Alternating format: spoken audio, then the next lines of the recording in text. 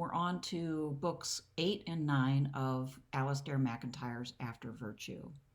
And the title I've got here is What's Going On Here, because I'm beginning to wonder if this book is more about a critique of bureaucratic managerial rationality than it is about virtue ethics. The reason is that we're more than halfway through the book now. He's torn down the competitors' emotivism, Kantian ethics. He's tried to.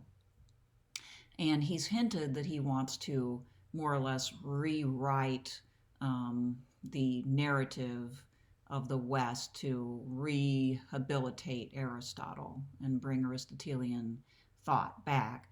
But he hasn't actually gotten to that yet. And these two chapters are still very much in the mode of hammering away at bureaucracy of all kinds. And so it occurred to me that if we look at the book in this way, MacIntyre may not like it exactly, but he's in the company of other authors that I've covered in this channel, including Wendy Brown, whose latest book is In the Ruins of Neoliberalism, who has this critique that she partly draws from Michel Foucault of biopolitics or biopower, a critique of both the economic system, neoliberal economic system, as well as the governments at this point, managing every area of life and not allowing for political activity or the political motive. Jacques Ellul, of course, I mention him so much because in some ways I think if you read Ellul, you don't have to read a lot of other authors, but his Technological Society brought out a very powerful critique of technical rationality as well. And of course, Slavoj Žižek, whom I've recently covered, who deals with the bureaucratic manager type, the new expert or managerial bourgeois figure. And so I don't think MacIntyre would necessarily want to be in the company of some of those authors, and yet I can't help but make those associations because he attacks the experts. And attacking the experts is, well, it's probably something that we need. We need that critique. It's also kind of dangerous because it can be, it can evolve into anti-intellectualism. But anyway, MacIntyre starts off chapter 8 saying what managerial expertise requires for its vindication is a justified conception of social science as providing a stock of law-like generalizations with strong predictive power. So here he's linking again managerial expertise with social science. Social science is that which gives the manager his authority, his claim to special expertise that will make society more efficient and better. So MacIntyre has to and will attack the social sciences, but maybe attack is too strong. Basically, he wants to put the social sciences into perspective. The social sciences have come to claim that they are, well, they're trying to emulate the physical sciences. And MacIntyre is one among many authors who do not think that that's possible. He argues that the Enlightenment view that the social sciences can be like the physical sciences is just wrong. And he poses the Machiavellian approach, the approach of Machiavelli about gaining knowledge about political things, to the modern social scientist's view. He argues that Machiavelli's approach is more suitable for dealing with social and political things because Machiavelli would try to make generalizations, but he understood that there were anomalies, and the anomalies interested Machiavelli as much as the potential for predictability. And he looked at anomalies, outliers, as just another opportunity to learn, and not as the physical sciences would have to do as proof that that his theory was somehow wrong. Okay, so why is Machiavelli's approach superior to, say, what MacIntyre characterizes as the modern social science approach? because Machiavelli factored in the power of Fortuna. Okay, remember Fortuna was that goddess, the Roman goddess of fortune, who represents unpredictability. And MacIntyre says the factor of Fortuna, fortune, unpredictability, was ineliminable from human life. Can't eliminate it. It's just a part of human life. And he's going to explain why, but he gets off a nice phrase here. He says, Fortuna, bitch goddess of unpredictability, we cannot dethrone her. I like that. But why? Okay, why? Well, he gives several reasons. First, he says we can't predict what we cannot know at all, and radically new things do happen. When reading about this point, I thought about the election of Donald Trump and how using the best polling practices the media gained from the social sciences, they did not predict that that would happen. The fall of the Soviet Union was not predicted by social scientists. It caught them off guard, and the U.S. government was caught off guard as a result. So sometimes radically new things happen, and we know that we can't always predict. Also, he argues that there are way too many moving parts in social matters, and decision making happens on multiple levels and across multiple relationships. Okay, so if I make a decision not to support candidate X in my local race, for city commission, and I don't give that candidate a contribution or go to the candidate's rallies, that's not a decision in isolation. I have to consider like what my neighbors and friends will think and how what they think might produce different relationships with them, which could impact my economic life, my social life. Anyway, multiple things are always going on in people's minds when they make decisions, and they make decisions on many different levels that they factor in, not just on one. He has a whole section on game theory, critiquing game theory, which boils down to basically game theory has a hard time dealing with this human way of deciding, in which many levels and relationships are considered. Some of them are just plain old emotional rather than rational. Also, though, he says human will and decisions are manifestly not all rational, okay? That we make decisions based on pure emotion, on religious convictions, etc., etc. And then he makes this charming point that contingency is ever present in human life. And he gives an example of what contingency means here. And I just want to read from my Kindle on this. He says, I turn now to the fourth such source, pure contingency. J.B. Bury once followed Pascal in suggesting that the cause of the foundation of the Roman Empire was the length of Cleopatra's nose. Had her features not been perfectly proportioned, Mark Antony would not have been entranced. Had he not been entranced, he would not have allied himself with Egypt against Octavian. Had he not made that alliance, the Battle of Actium would not have been fought, and so on. So the point being, who could have possibly predicted that, right? And, it's like the butterfly effect. There's that quantity in human life that really is kind of charming, and I don't think I'd want to do without it. And he makes that point later on as well. Anyway, so those are the reasons why social science has a hard time dealing with the political and social world in the way that the physical sciences deals with the elements. Okay, so he does concede that yes, we can use statistics to generalize and try to predict, and the social sciences do that, but the pervasive unpredictability in human life renders all our plans and projects permanently vulnerable and fragile. Okay? So he concludes that the Enlightenment dream of a truly predictive and rational social science is and will always be elusive. But he makes the point that this unpredictability is actually a key ingredient in human freedom.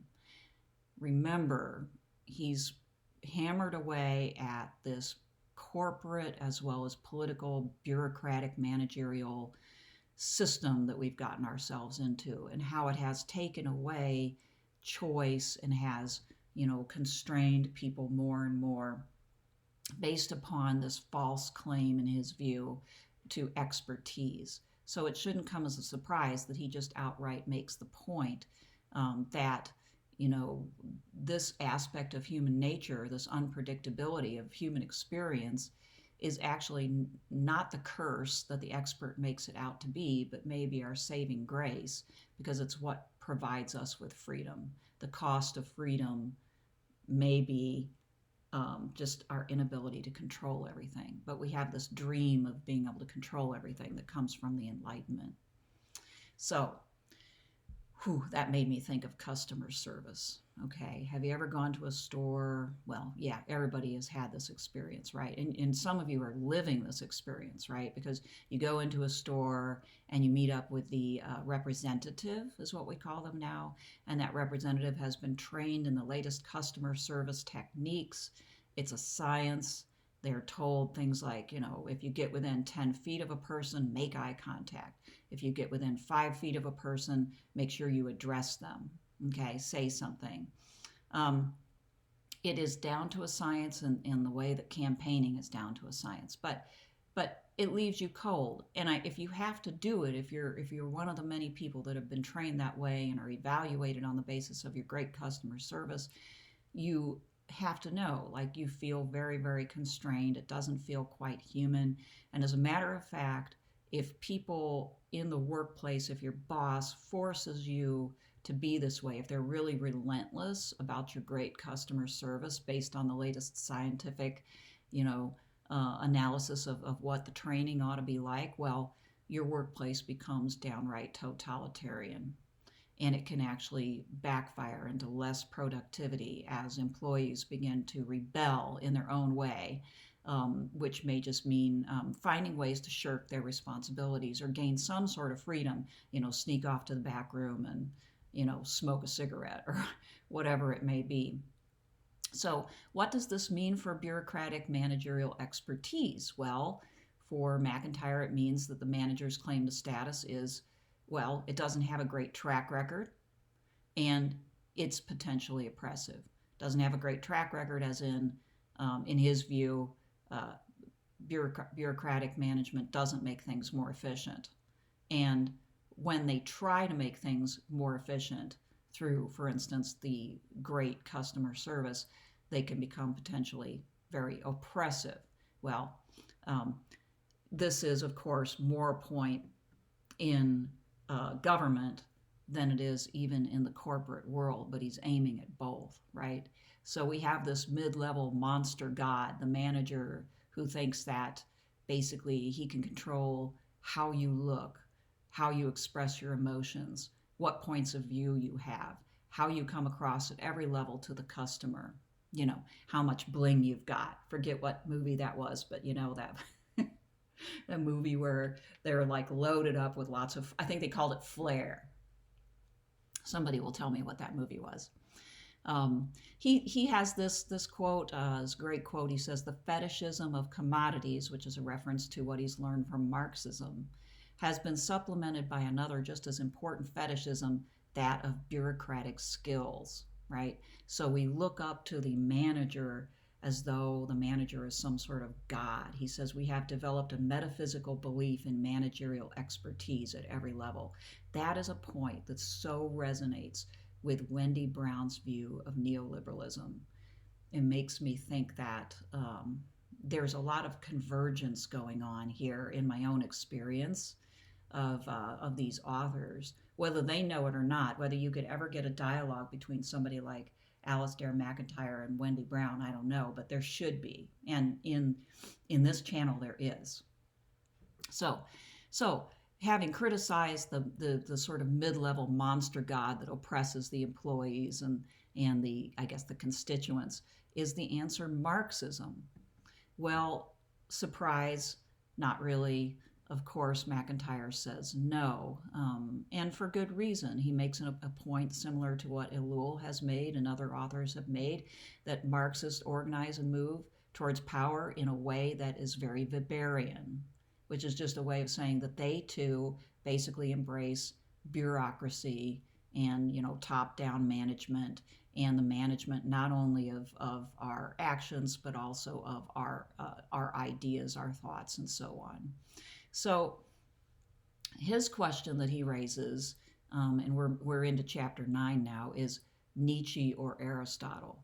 He basically says, if as we've concluded, right, Enlightenment thought offers no certainty, moral certainty, then Nietzsche is basically correct that modern moral utterances are empty of meaning, and that both socialists and liberals are, engaged in the same sort of futile quest for some one true way or one true social and economic truth.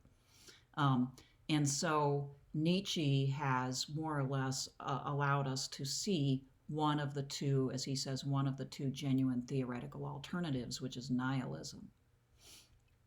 But of course, MacIntyre is going to reject Nietzsche's nihilism because for him, it's not a whole lot better, I suspect, than subjectivism. It's just more honest, or than emotivism. It's just more honest. Nietzsche's more honest than the emotivist, and I think that's why he is the ultimate alternative for MacIntyre. But it's not good enough because it shares with the emotivists this embrace, basically, of the embrace of the idea that we cannot use reason to conclude our moral values. Okay, so he's not satisfied with that. He makes the point that Nietzschean premises underlie our modern bureaucratic governance. He's already made that point before. Our modern bureaucratic governance is dehumanizing and anti-political, and this is a key quote that helps us understand why he wants to move towards Aristotle. He says, if Aristotle's position in ethics and politics, or something very like it, could be sustained, the whole Nietzschean enterprise would be pointless. This is because the power of Nietzsche's positions depend upon the truth of one central thesis, that all rational vindications of morality manifestly fail, and that therefore belief in the tenets of morality needs to be explained in terms of a set of rationalizations which conceal the fundamentally non-rational phenomenon of the will. Okay.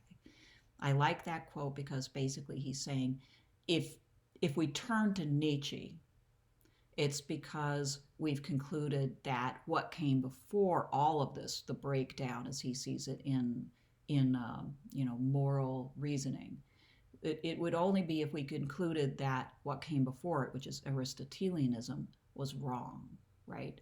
And so this is why we have to go all the way back to Aristotle to figure out if Aristotle was really wrong. Was Aristotle's reasoning rejected for the right reasons because it didn't make sense, or was it rejected, for instance, because it was associated and attached to Christianity, which was then deeply questioned in the modern period leading into the Enlightenment? So that's what he wants to do. He wants to ask the question, can Aristotle's ethics or something like it be vindicated? Okay, a question that, say, Hobbes would have thought he'd answered, right?